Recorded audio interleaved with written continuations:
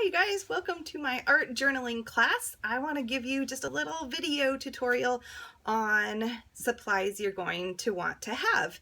It's not very many and you get to really choose, but I'm going to give you the ones that are my favorites in case you have no idea where to begin. So I'm going to start with the journals. My favorite when I'm looking for an art journal are three things. One, I like a hard cover because it keeps your book nice and tidy, keeps your pages neat, protects your work, and it also makes for a great surface to work on if you're going to be like journaling sitting on the couch or sitting in a coffee shop. You've got a nice hard surface to work on. I also love the spiral bound notebooks because you can flip them inside out just like this, so you can access one page at a time, or you can lay it out completely flat. You're also going to want to look for paper that's thick enough that things aren't going to bleed through. So if you use markers, Sharpies, watercolors, watercolored pencils, you don't want it to bleed through. So you're going to want a paper that's about kind of a medium to heavyweight paper. So you want to look for watercolor paper or mixed media paper is just fine. So if you don't know where that is, just go to a craft store and ask them for some mixed media notebooks. And you can pick out whichever one you like. I really like this big, larger size, but some people find it a little daunting. They can't imagine what they're going to do with all that white space. It can feel a little intimidating at first. So what I recommend, if that feels that way for you, is to go ahead and get a smaller book.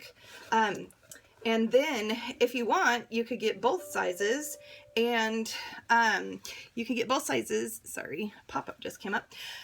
You can get both sizes and experiment with what you really like. So you'll be able to see if you like a smaller size or a bigger size, or maybe a little bit of each like I do. I primarily use the bigger one, but sometimes I like the smaller one. Just depends on my mood. But you don't have to be moody about your journaling. Maybe it's just me. My two favorite kind of artistic utensils, if I'm only going to narrow it down to two, are fine tip Sharpies. I've got them in every color available. I love fine tip Sharpies. Because they're permanent, and so they're never going to bleed.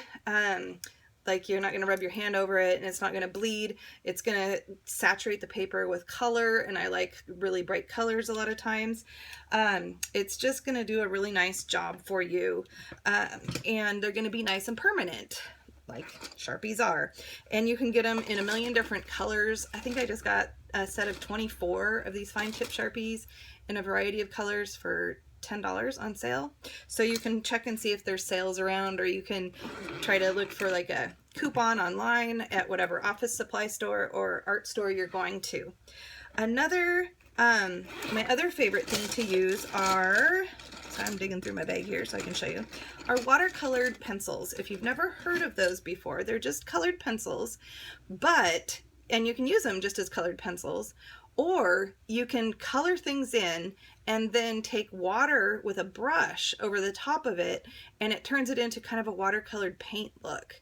So it gives you one tool, but you can use it in two different ways, and I really like that because it's, or I could be like on the go, and I could, like, I love art journaling in coffee shops, so I can be coloring in a coffee shop and then I can take it home and do the painting with water part later, so I don't have to drag all that around. So watercolored pencils are great. If you're not picky about your pens or pencils, you can use crayons, you can use pens, you can use watercolor paints, you can use oil paint. I don't care what you use. You're just going to want something that provides color. And if you want to use water in the form of paint or these watercolored pencils, you're definitely going to want at least one black fine-tipped Sharpie pen or other black permanent marker, because then you can draw your designs and then color them in with whatever water, and the outside and the drawings and the details aren't going to get lost and washed away by the water. So I've got all sorts of things I use just because I've collected things over time, and I was going to show you real quick one place where, let me find it really quick. This was a drawing I did in an art shop, and I used a collection of things. I used some regular markers to draw this with. You could also use Sharpies to draw with.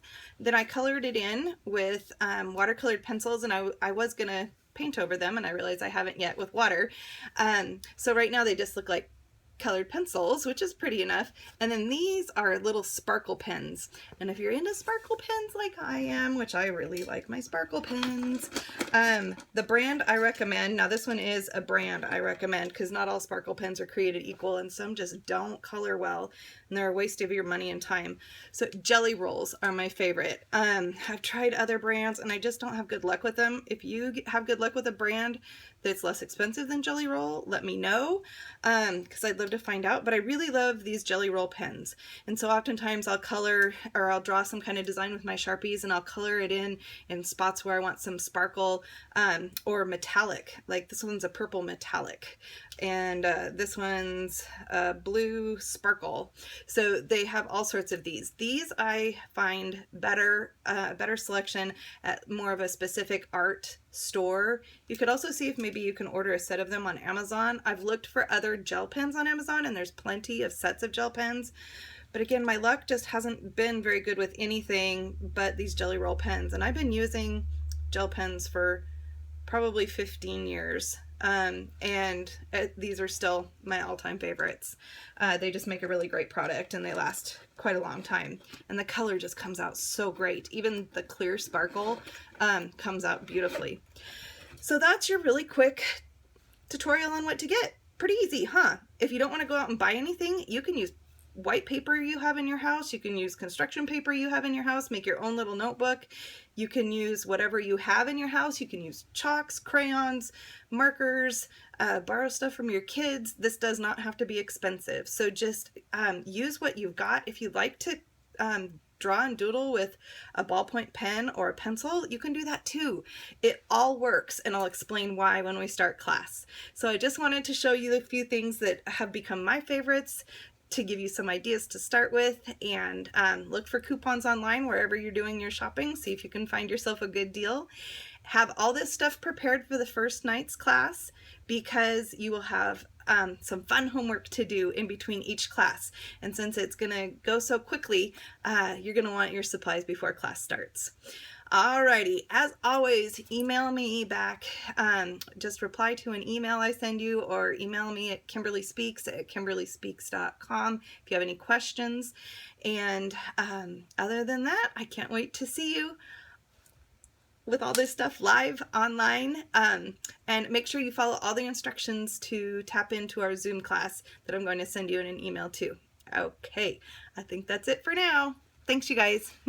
See you soon. Bye-bye.